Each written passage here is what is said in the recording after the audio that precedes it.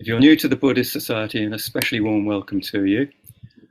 And just whilst we're waiting for a few more people to log on, as I see the waiting room, there's still a few people in it, please just get yourselves really comfortable and settled and sort out any technical difficulties you might have with your volume and screens and all the various technical things that one has to sort out when we're doing these meetings online.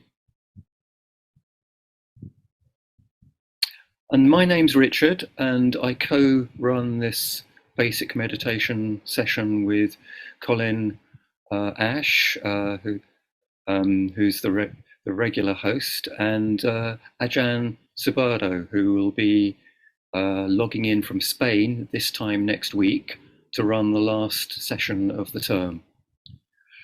So please just check you've turned off your mobile phones and put them onto aeroplane mode. I know it sounds tedious, but it's always worth saying, just so you don't get interrupted and disturbed. And then the next thing to do is just to settle yourself and make sure you're seated really comfortably. So normally these sessions, we sit together for 2 periods of meditation, sometimes 3, roughly 25 minutes each, and there's some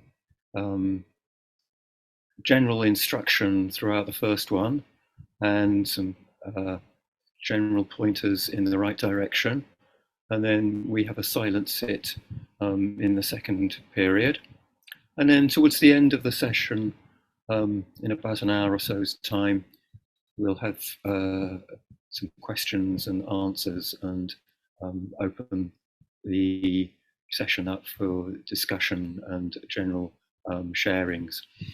So if you'd like to just begin by, as I say, sitting really comfortably, and a good place to begin is just to drop your attention downwards.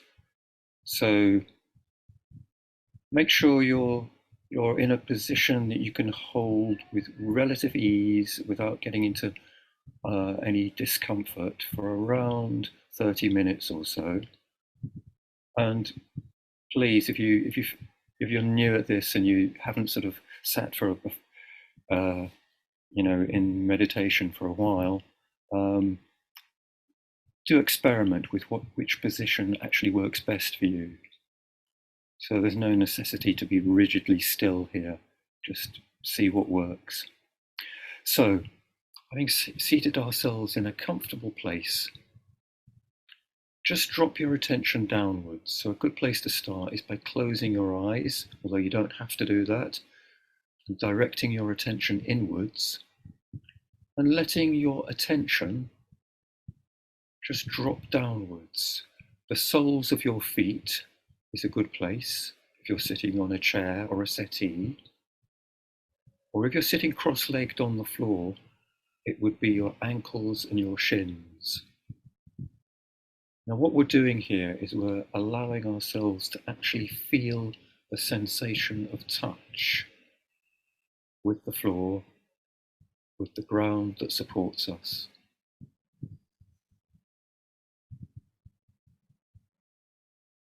And if you're new to practice or just returning, this is one way of beginning. It's a pretty sound way. You just get a sense of being supported.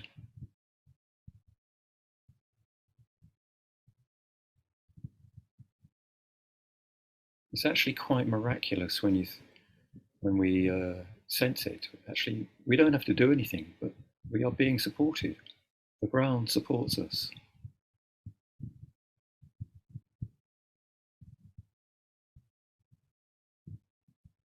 And all we're doing here is we're simply noticing it.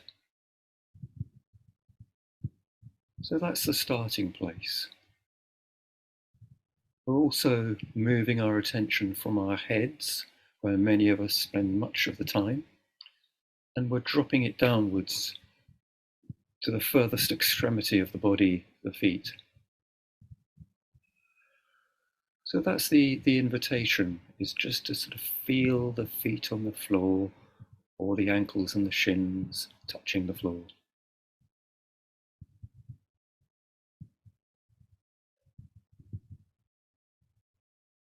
And while you're doing that, the encouragement is to also notice exactly where your attention is going.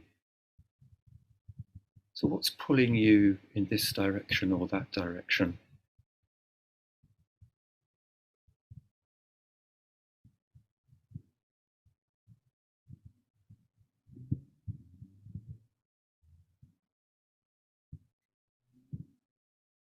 And the other thing that happens when we begin to sit is that we find ourselves taking the invitation to feel the contact with the floor, and we get into all sorts of sort of little permutations of that invitation, like we start visualizing ourselves touching the floor, or we start thinking about it, or we start adding concepts to it, that sort of thing. And there's nothing wrong with that. There's nothing that's amiss. It's just a natural movement of the mind. And the invitation is simply to notice it. Just notice it.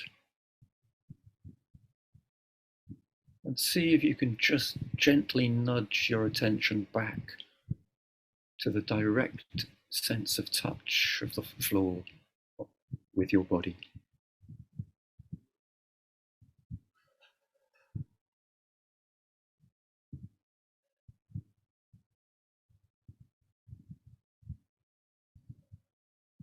We don't have to add anything to that sense of touch. Just the invitation is just to sense it. Notice it.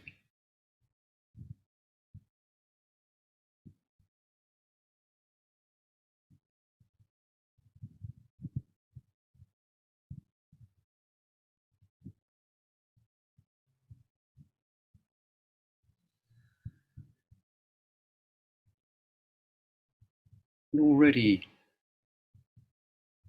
all the activity of the day is in the past, and the invitation is to let it go and just be with what's happening right now.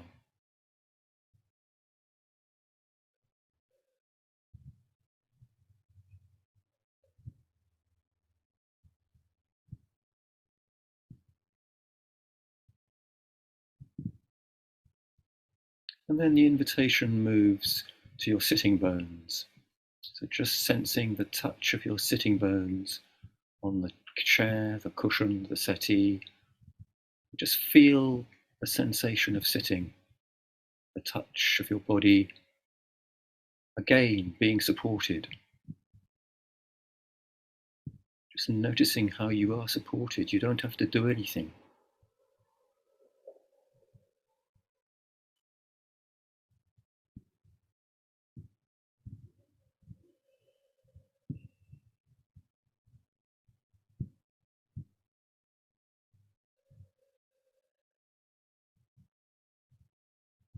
So whatever else has been going on for you today, whatever you've come from, whatever you might be facing in the immediate future or the long-term future, right now you are being supported. There's this touch that you have with the floor, with the cushion, the chair. You're sitting here being supported.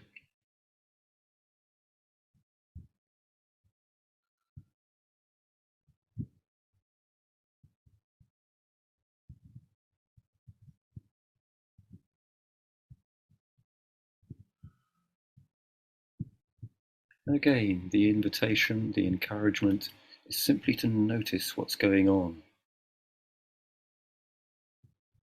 So where is your attention actually going?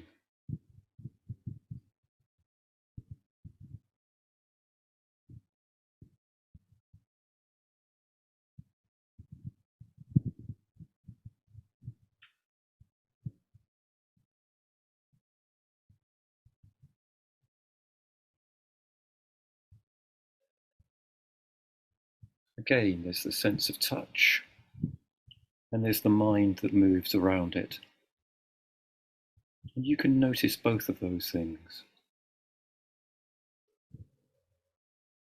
And that's the encouragement, it's just to notice.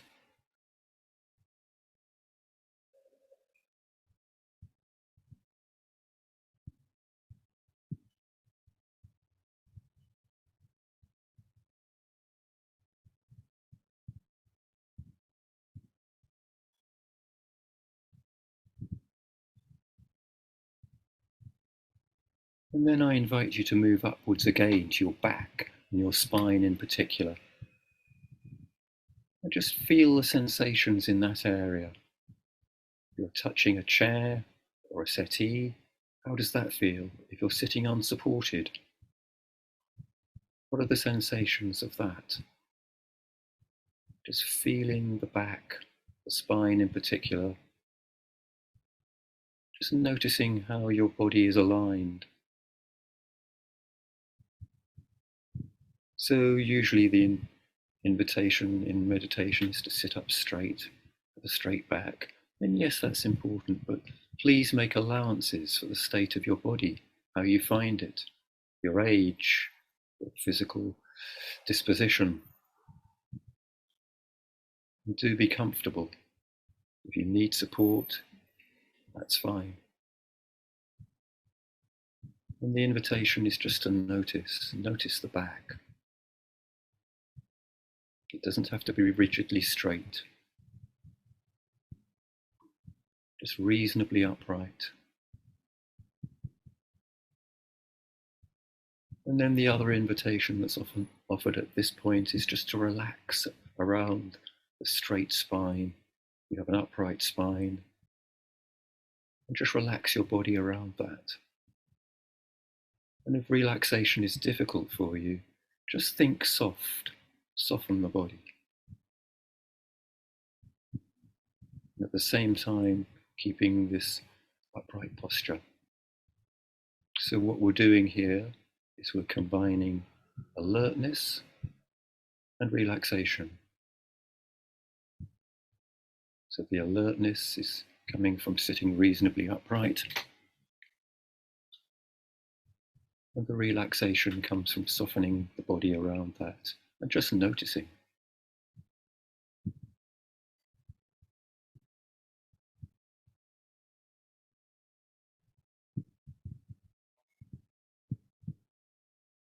And right here at the outset of our practice together, I want to emphasize, if your mind is racing all over the place, that's absolutely fine. It's not a problem. You haven't made a mistake. The invitation is simply to notice it. Notice it and then return to the sensations in the body. If it races off again or drifts, that's fine. Just notice.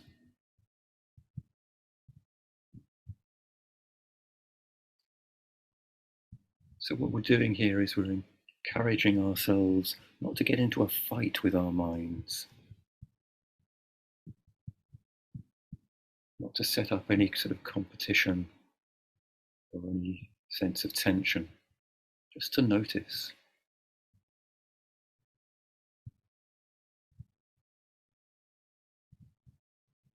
There's something quite liberating and freeing about just noticing, nothing more. You don't have to get this right. There is nothing to be perfect about. The only invitation and encouragement is simply to relax and notice.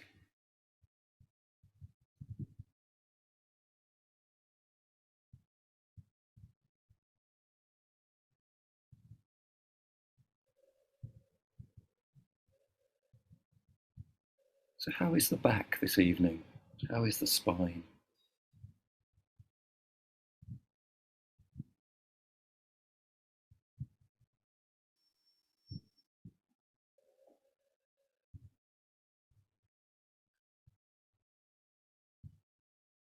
And then I invite you to move upwards again to your upper back, your neck and your shoulder area. And again, in the same way, the invitation is simply to notice what's going on there.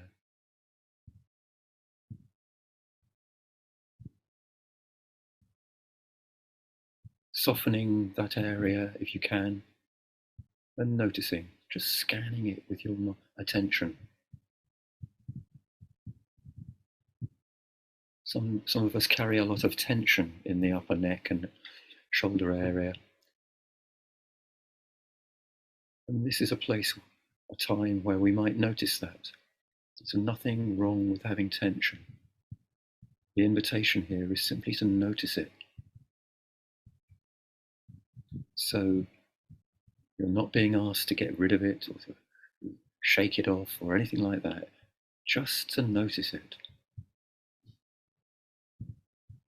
So another encouragement that can be introduced here is one of the things that is often useful for people is to say, notice it with kindness and compassion. All the gentleness that you can muster for yourself. So it's not just noticing, it's noticing with a sense of kindness.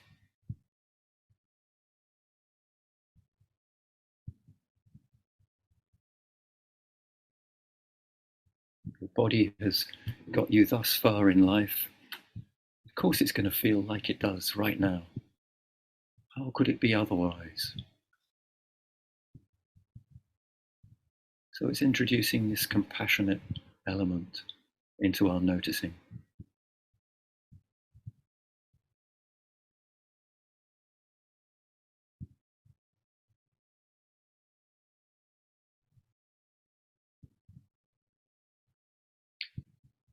And then I invite you to move upwards again to your neck and your head, and just see if you can align them with your spine so that everything's in a reasonably upright column.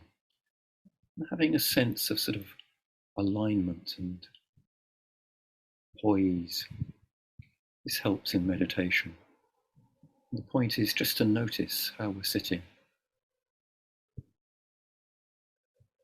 And again, just relax around your body, however you find it.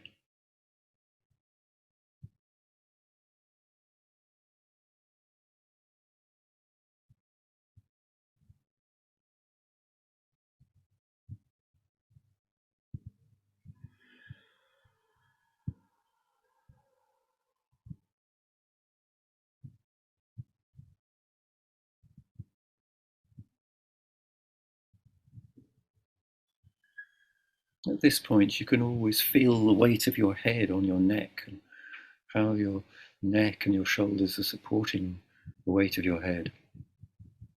Just the sense of sitting here, just noticing it.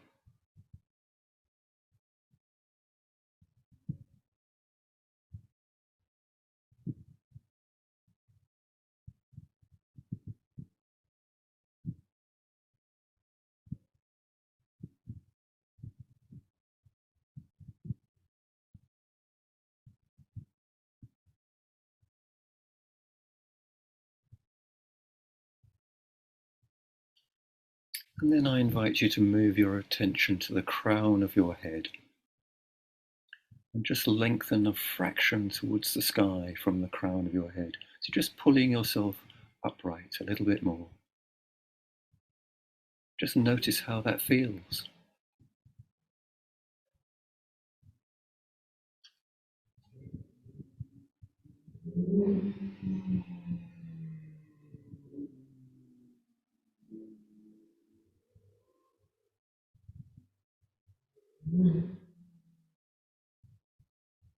So we've worked our way up the body from the feet to the crown of the head. So now I invite you just to take in the whole of the body, from the crown of your head back down to the soles of your feet. So we're going to just drop the attention downwards again. We've moved upwards, now we're going to drop down. So from the crown of your head, just noticing as you move your attention down through the head, taking in the face at the front, the back of the head, the ears at the side, just sensing it all. Noticing the mind as it drifts or races, Just coming back to the sensations in the body.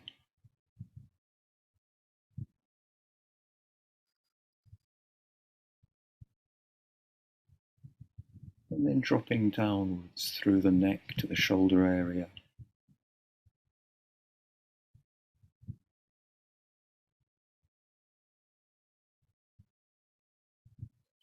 Moving your attention down each arm, down the upper arm from the shoulders. Taking in the elbows.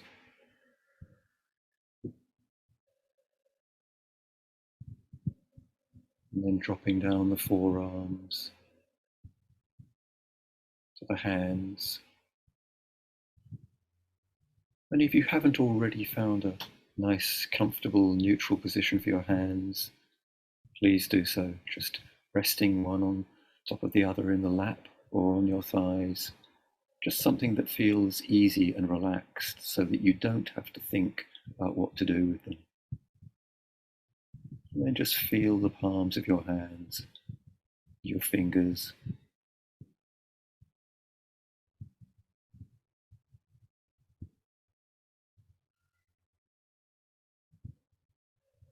And allow your attention to come to the tips of your fingers.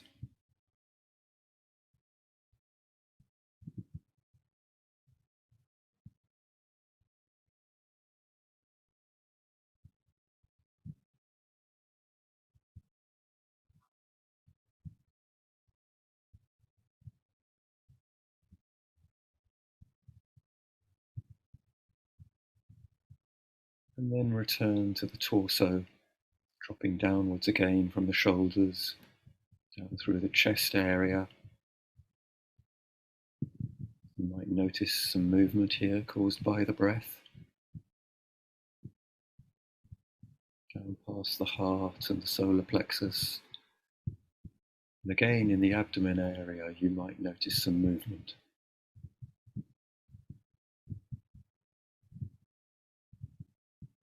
Just allow your attention to slowly drop.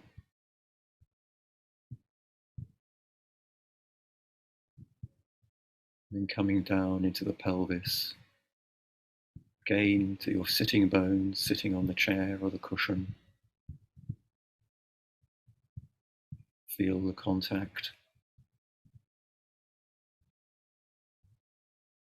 Pressure of sitting, the weight of your torso.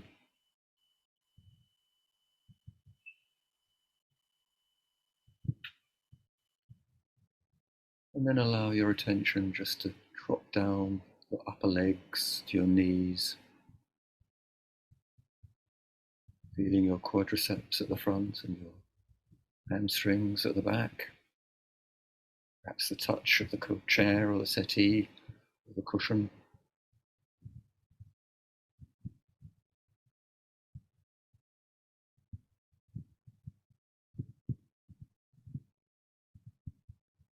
And then from the knees, dropping down your shins at the front, your calves at the back. Till you come to your ankles and your feet.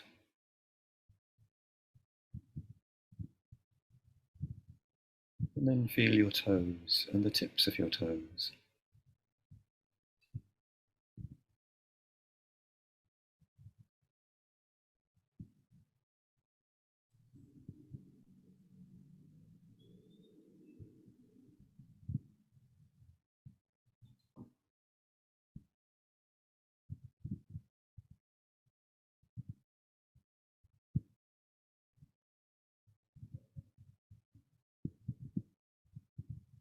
And then I invite you to take in the whole of your physical body, from the soles of your feet to the crown of your head, including your sitting bones and your back. Just feel the clothes on your skin surface, the air on your hands and your face. Just taking it all in. Just exploring the whole sensation of this physical body that we live in.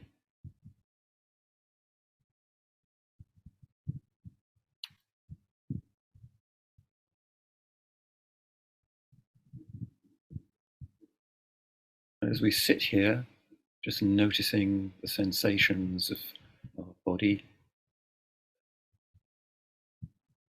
just notice what movement there is. So you're sitting still on the cushion or the chair.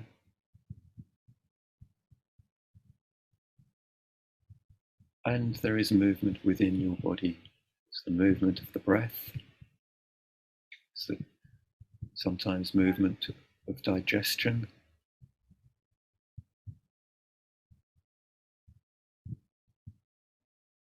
And sometimes you can pick up the beat of your heart.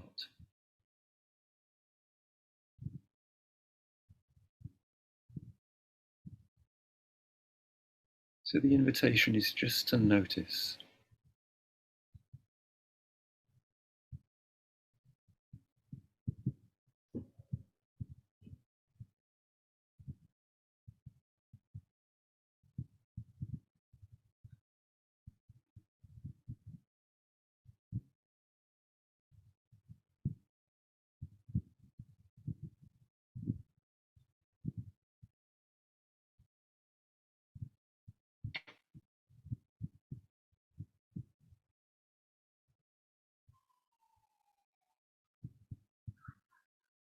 And all the time, the invitation is also to notice the movement of the mind, the drift of attention, the racing thoughts.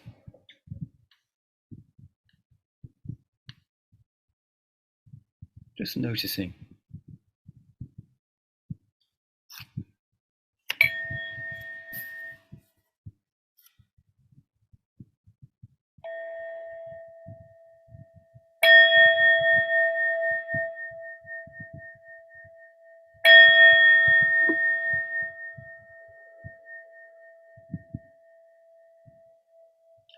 So please feel free to stretch and move and take a sip of water and just relax your posture. And thank you for your attention. So that was a body scan. The whole number of ways of doing it. You don't have to do it like that. I often work from the feet upwards because often when I come to sit, I've been being busy during the day, or nighttime dreams have been causing some sort of unsettlement in my mind. And I like just to drop my attention away from my head to the furthest point in the body, which is my feet. And that just grounds me. And that's a very important part of meditation, is just have a sense of being grounded, being just in contact with the earth, the ground that supports us, and it gets us out of our heads. And then I work upwards. You don't have to do it that way. You can really start at the top and work downwards, or you can start anywhere. There are a whole number of ways of doing this. It's really not the point, it's how you do it. The important thing is that by locating your attention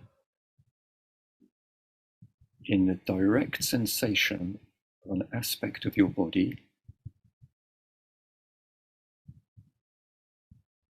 you are actually bringing yourself and your mind into the present moment.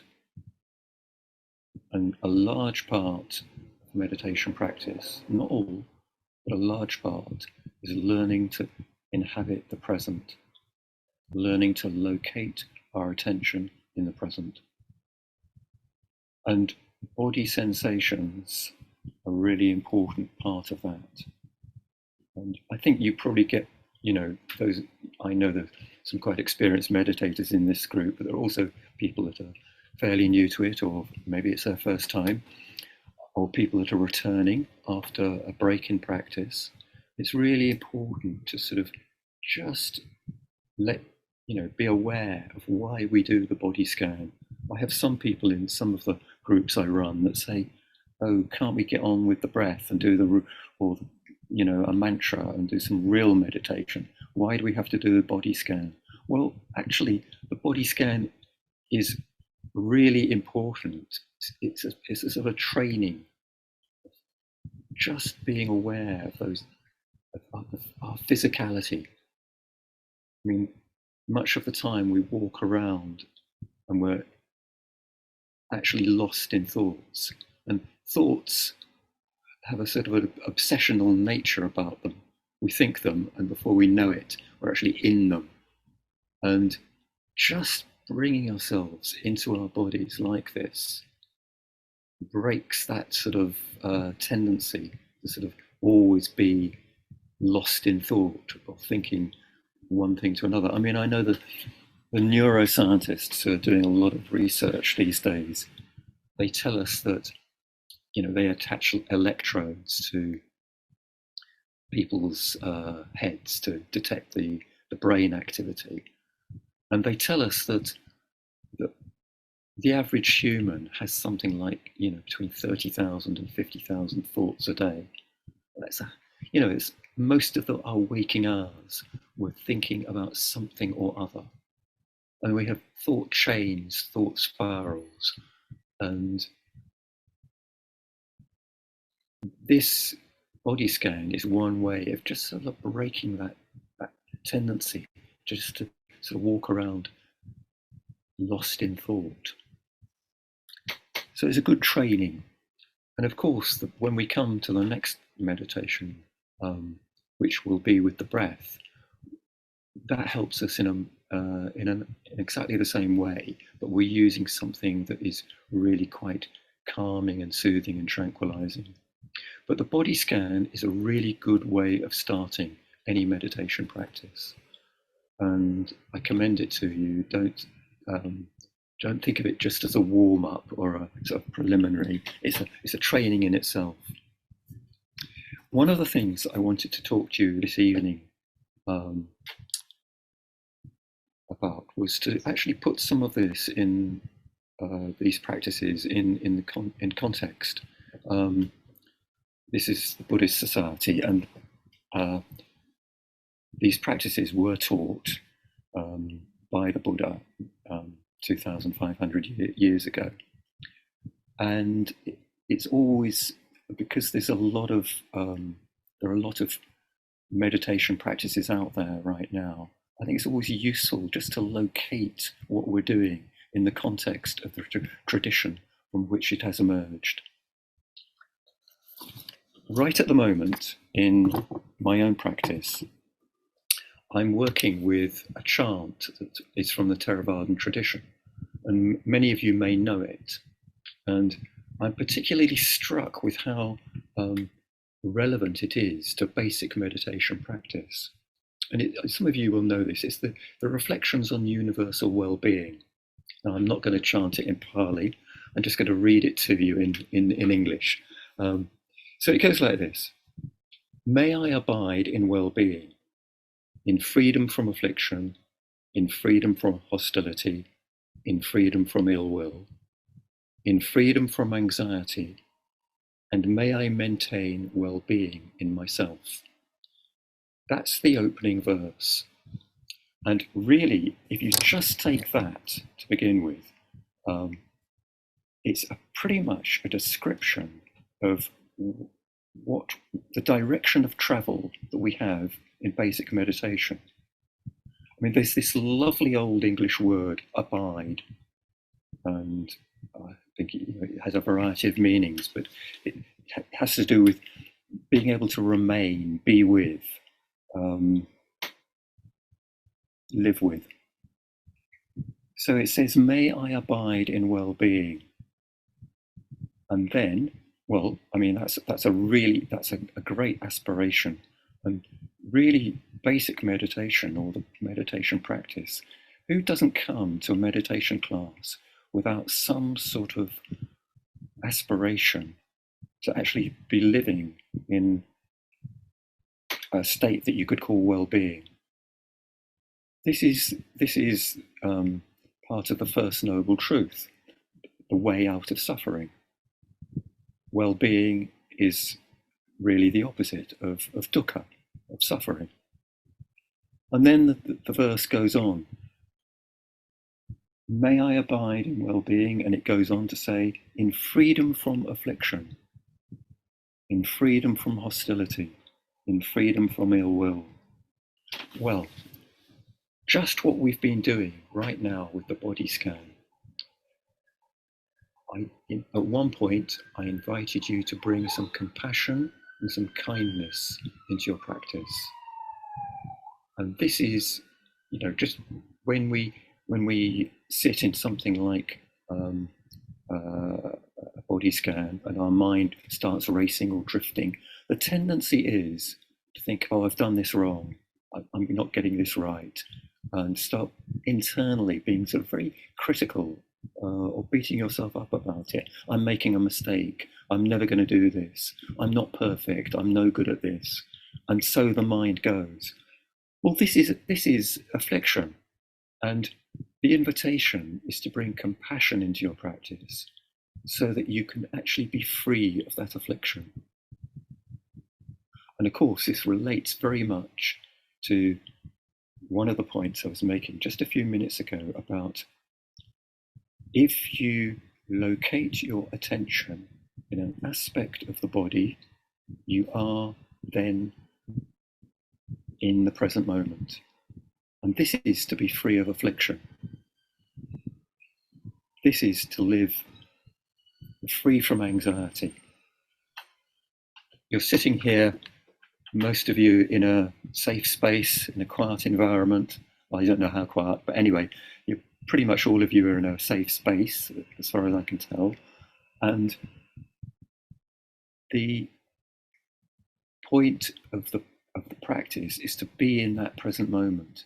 This is to be free of anxiety. And to be compassionate to yourself. This is part of the movement to freeing yourself from hostility. If you can be kind and compassionate to yourself, then you're so much more likely to be kind and compassionate to others, not to be hostile to them. This is part of the route to freedom. And in freedom from ill will, yeah, that's part of it as well. If you're kind and compassionate to yourself, you're so much more likely to be kind and compassionate to others. And this is to sort of treat others without ill will, freedom from hostility. So what we're doing in this basic practice is we're actually treading the path that the Buddha directed us in.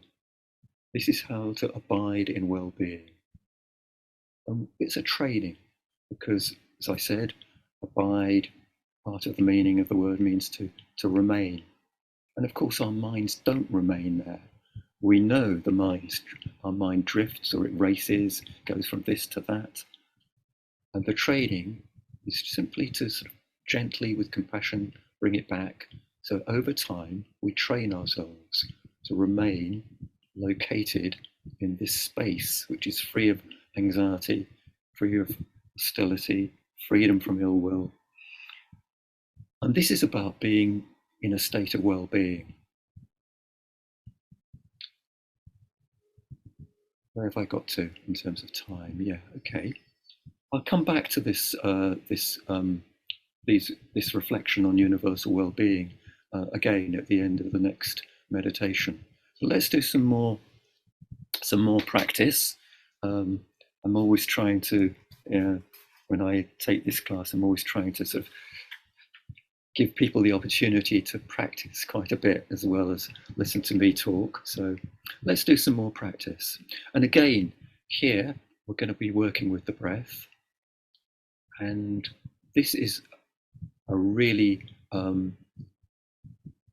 a good opportunity to realize the direction that the Buddha was pointing with this particular reflection. There's something about working with the breath that really has a powerful impact on our ability to sort of occupy the present moment, locate our attention in the present moment. So let's again come to a reasonably upright position. And again, I can't emphasize this enough. Do make allowances for the state that you find your body. Give yourself the support if you need it. Don't sit rigidly straight if that's a pain for you. Get comfortable. and relax. And then we begin as we began over half an hour ago. Just drop your attention downwards to the soles of your feet. Just connect with the floor. You're sitting cross-legged on the floor, could be your ankles and shins. Just get that sense of groundedness, of being supported.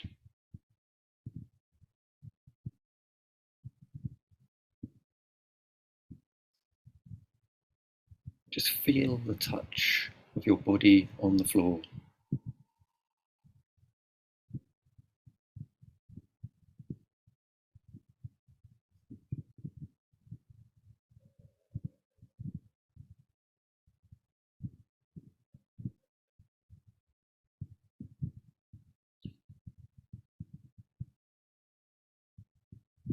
And again, just notice where your attention goes.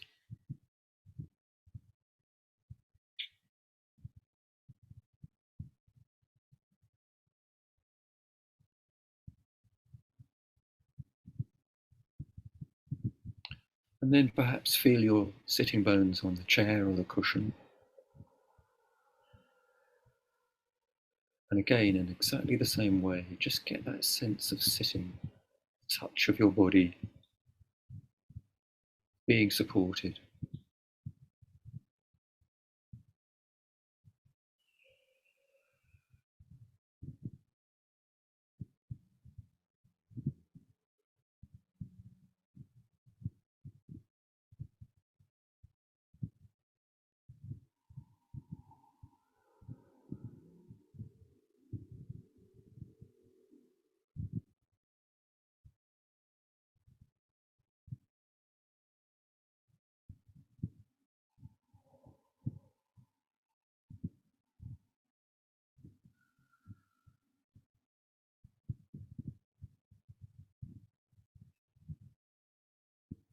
And then see if you can feel your back and your spine in particular. Just get that sense of alignment, a sense of poise and uprightness.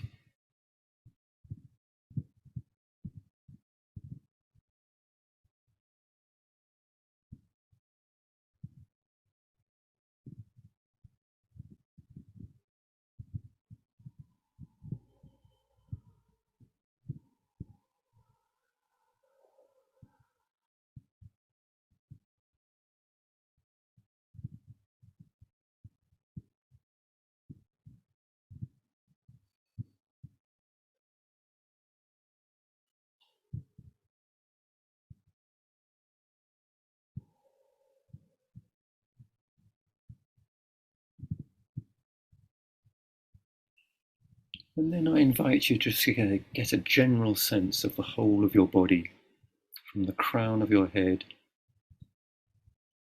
to the points of contact with the floor.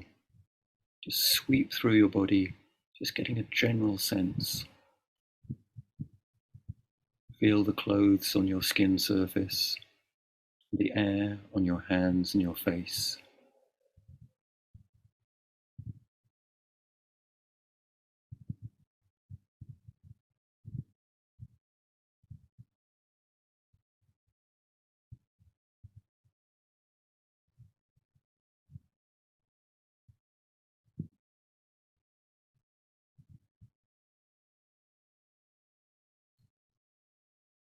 And then see if you can pick up the movement caused by the breath. So the invitation is to sense the movement caused by the breath. So wherever it's easiest for you, and if you're new to this practice, just take some time and see where it's most impactful. Where is it easiest for you to sense? So leaving the breath alone, not altering it in any way, but just noticing it.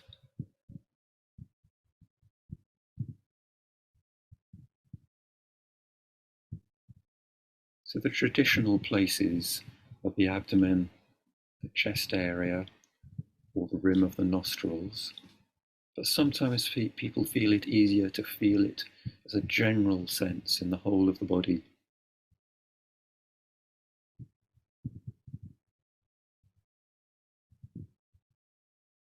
So where do you feel it most easiest?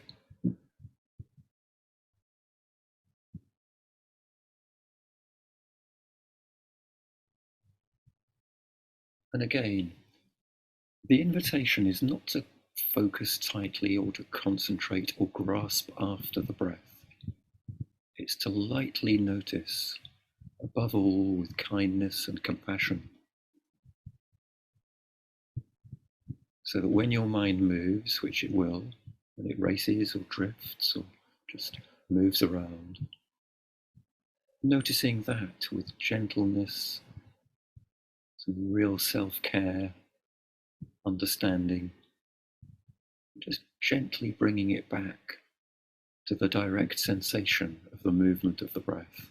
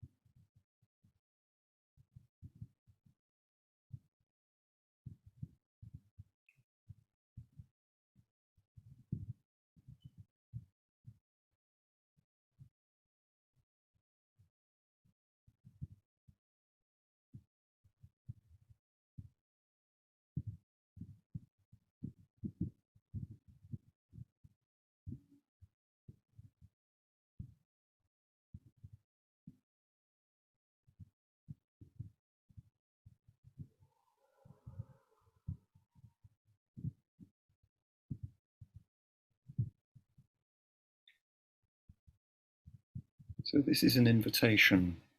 It comes really from the Buddha to you. This is how to abide in well-being, in freedom from affliction, in freedom from hostility, in freedom from ill will, in freedom from anxiety. So this is just this noticing of the breath.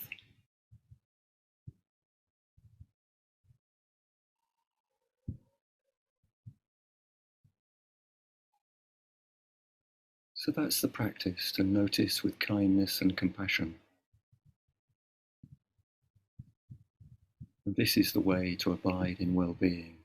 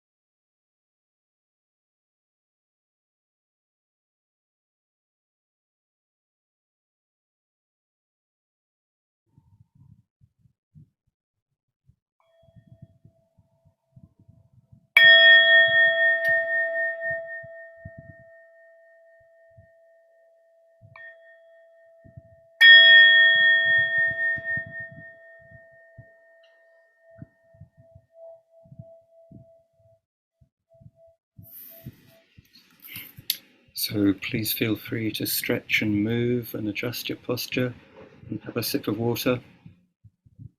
If anything's got uncomfortable, please feel free to stretch it. And well done for sitting through another sit. That was a bit longer than the other one, just a fraction under half an hour. So well done. Thank you for joining in this online Sangha and meditating together. Just to say one or two words about working like this. It's worth pointing out that one of the things that we're doing here is we're not introducing anything new into our minds or our bodies. It's important to remember we're not trying to create some unnatural state. The direction is to align our bodies and our minds with their fundamental nature. And one of the things to emphasize here is the teaching here is that it's based upon the hypothesis that the fundamental nature of our minds is already peaceful and alert, kind and compassionate. The practice is to realize it. So going back to the reflections on universal well-being, when the Buddha says, "May I abide in well-being, in freedom from affliction, in freedom from hostility, in freedom from ill will, in freedom from anxiety," he's basically saying, may you align with your fundamental nature. This isn't importing anything unnatural or strange into the system. It's just saying, realize what you already have. And the sort of analogy that's used here is that it's often that the sky is always blue. It's just the clouds that obscure it. Indeed, from the Buddha's perspective, our mind has always been peaceful, alert, and kind and wise. It's simply that our lives and what happens to us, how we lead our lives, this is what tends to obscure those fundamental qualities. And the point in meditation is simply to allow the process of uncovering what is already there. So this isn't a statement of creed or belief. It's rather a hypothesis for you to test in your own practice. And it's important to remember that this is a well-trodden path. It has a long tradition. The reflections go on to say, may everyone abide in well-being, in freedom from hostility, in freedom from ill will, in freedom from anxiety, and may they maintain well-being in themselves. So it's not just about you, it's actually recognizing that your practice is in part related to your connection with the wider world around you.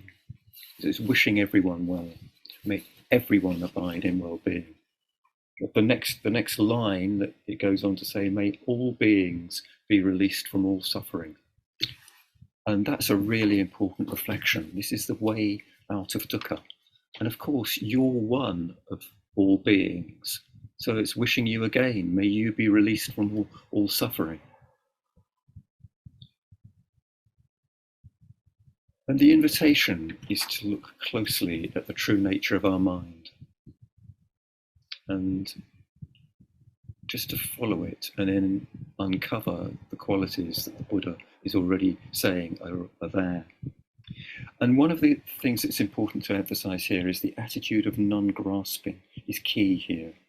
And so many of us, quite understandably, when we come to sit in meditation, we come with a sort of an agenda. I want something here. I need to get something. And that's absolutely fine. But when we allow that to become, I've got to get it. I've got to get it now. And I want more of it. It becomes a tendency to grasp after. And I think the important point to remember here is that if we can allow the process to happen, then we relinquish that grasping tendency in our minds. And it's the grasping that creates the tension. And this is part of our reflection, of course, because it's so human, so natural to want to get things. But if we can realize that we already have these qualities, they're already there. If we can just sit and allow the process to unfold, then it will be revealed to us. Sometimes when I come to sit, I notice that my mind is very wound up. It's like a coiled spring from whatever I've been doing during the day or whatever's been going on the previous day. And I don't know if you know, I mean, I've used this analogy before, and I'll use it again because I think it's really, it's very pertinent to this practice. Is that sometimes you have children have those little cars that they run along the floor, and as they run it along the floor, it winds up a spring. And then they put it down, they let it go, and the car goes chugging along the floor, powered by the spring uncoiling itself. And then eventually the spring has uncoiled itself and the car comes to a halt.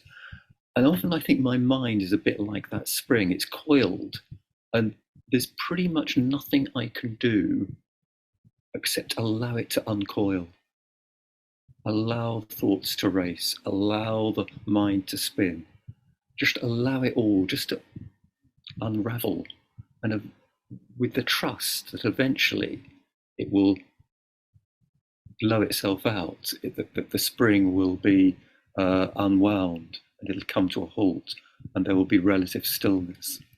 And often our minds are just like tensed up by the things that happen to us, and our thoughts are about the things that happen to us.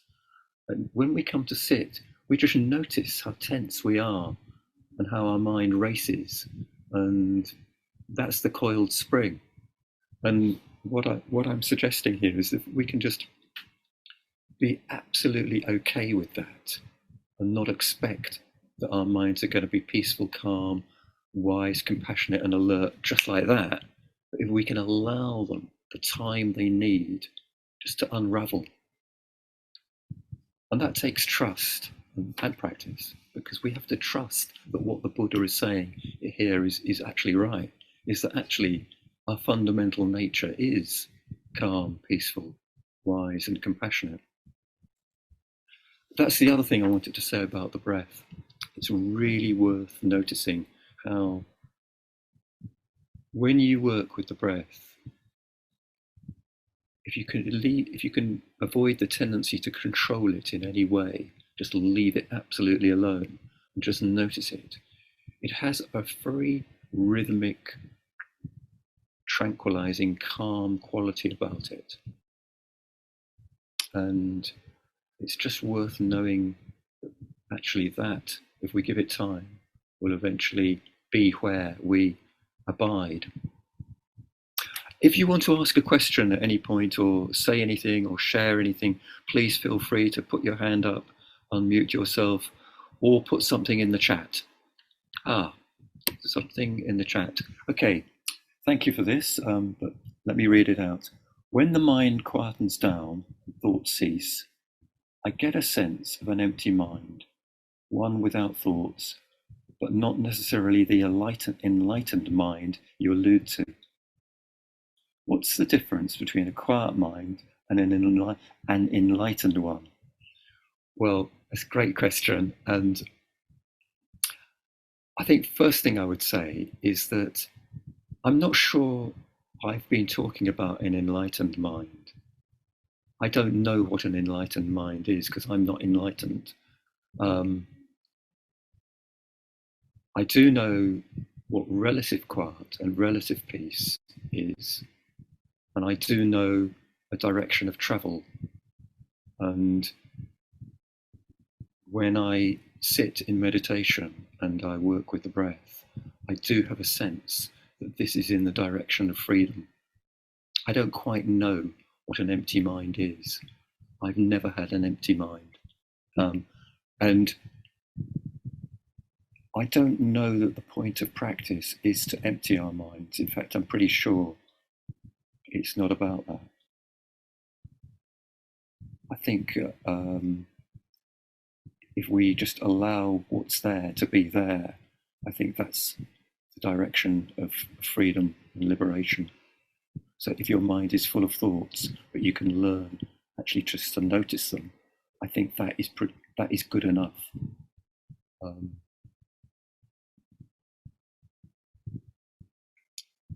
So I'm not sure if that directly answers the question, but I think that let me just say, Ajahn Subhaddo is going to be here next week, and I'd be very interested to hear what he says in answer to that question. So you might log on next week and put that to him. But yeah, just to summarise what I'm saying about that, and so thank you for that question. Just to summarise what I'm saying, I think if you can rest your attention on the breath, however imprecisely, however imperfectly, just for a fraction of a second, and to abide there just for a moment or two, that will bring you a sense of freedom from affliction, in freedom from anxiety, and in freedom from ill will. And that is pretty much what I'm saying. That's the direction of travel.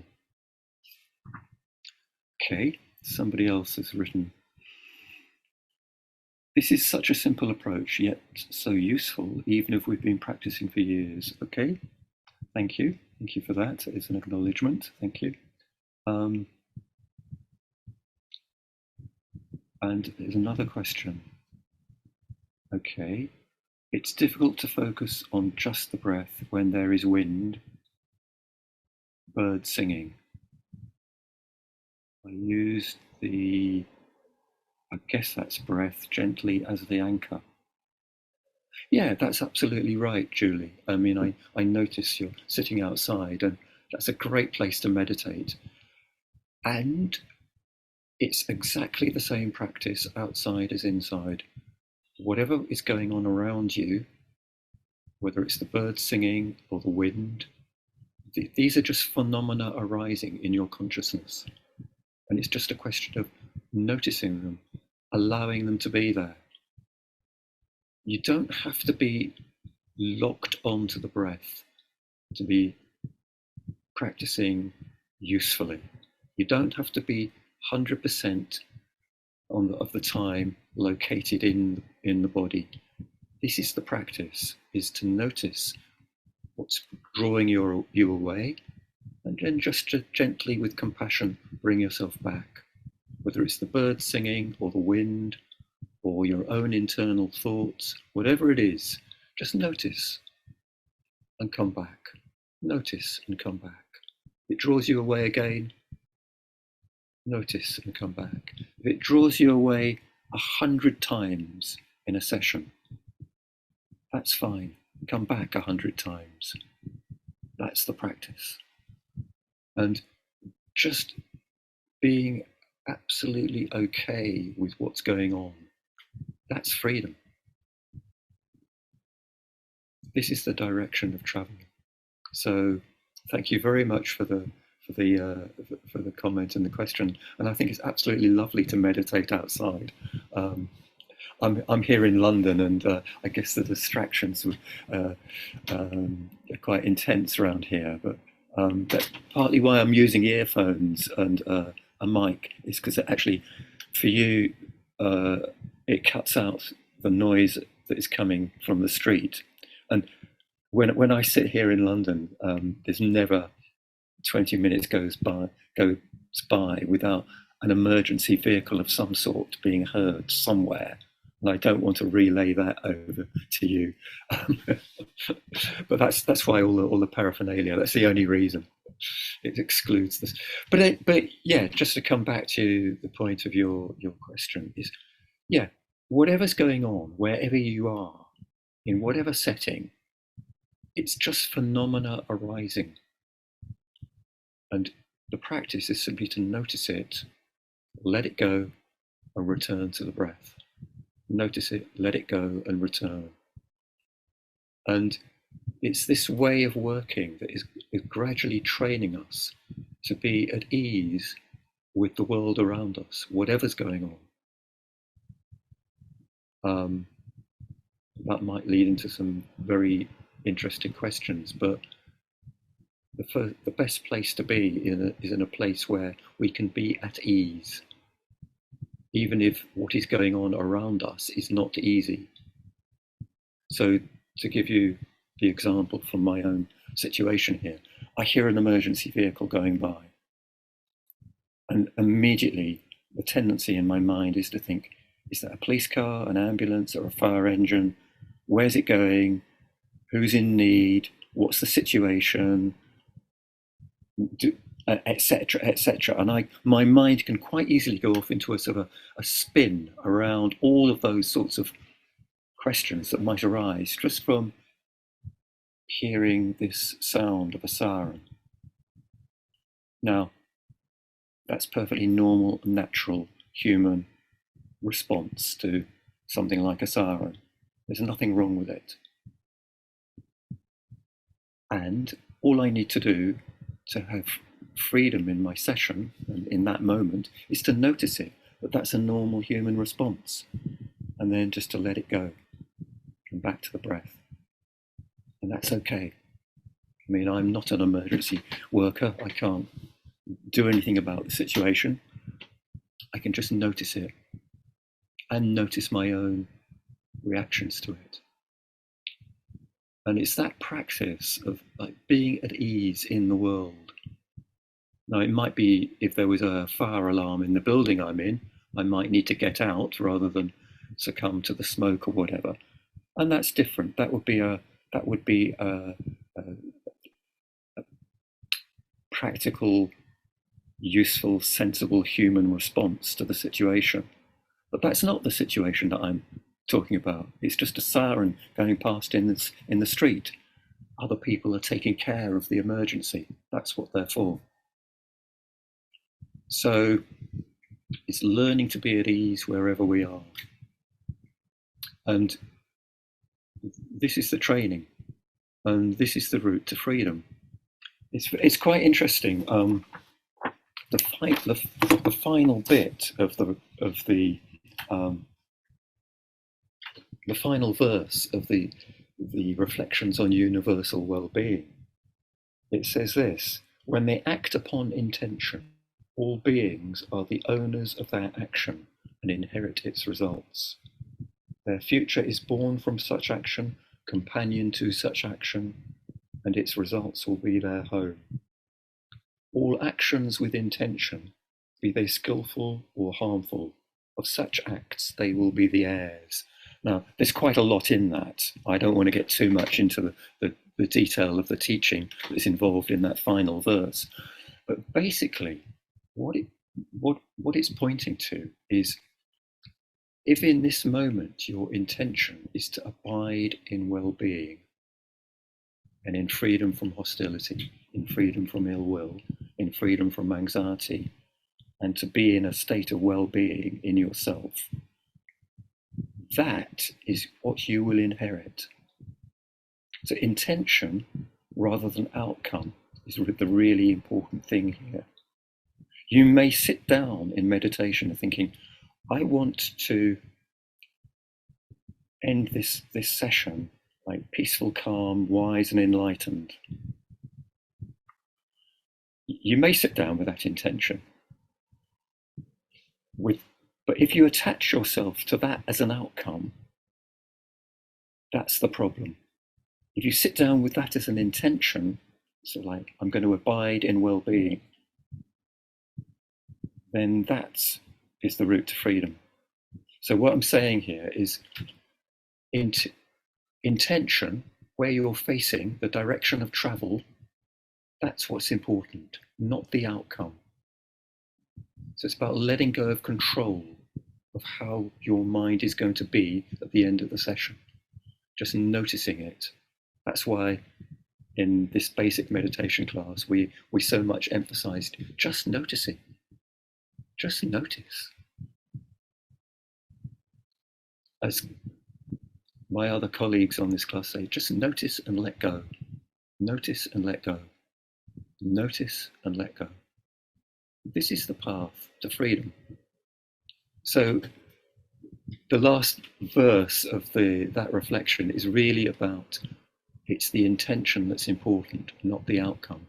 You don't control the outcome. You might think you do. Well, good luck to you.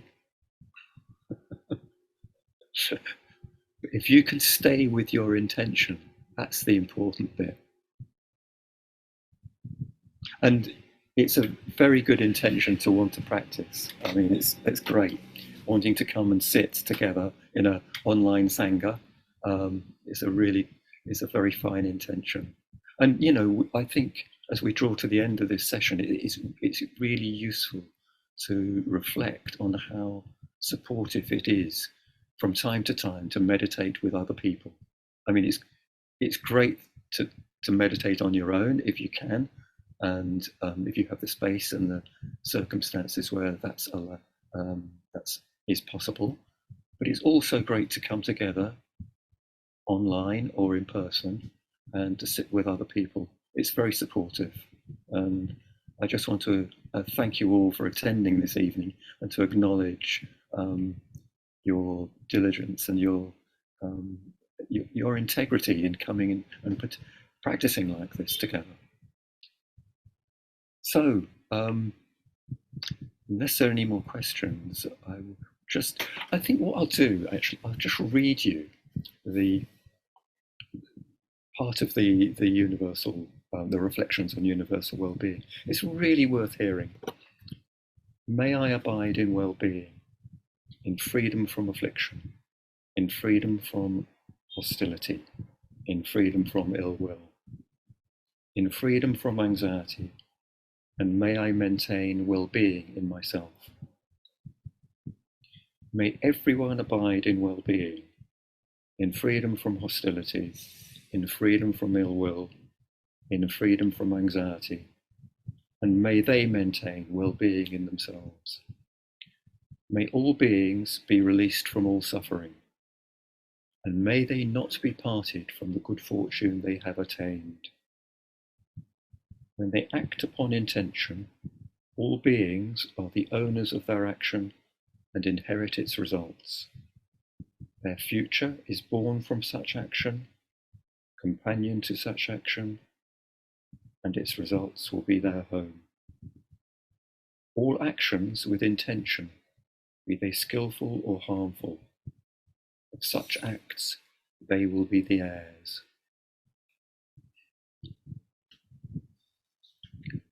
So may you all abide in well-being and in freedom from affliction, and may you not be parted from the good fortune you have attained.